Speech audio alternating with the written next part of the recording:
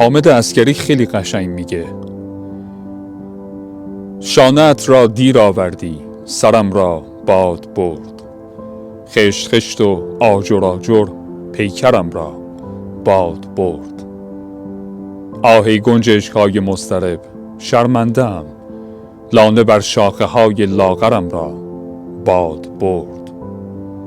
من بلوطی پیر بودم پای یک کوه بلند، نیمم آتش سوخت، نیم دیگرم را باد برد.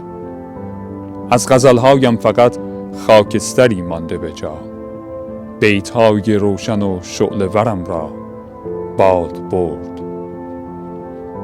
با همین نیمه معمولی ساده بساز، دیر کردی نیمه عاشق‌ترم را باد برد. بال کوبیدم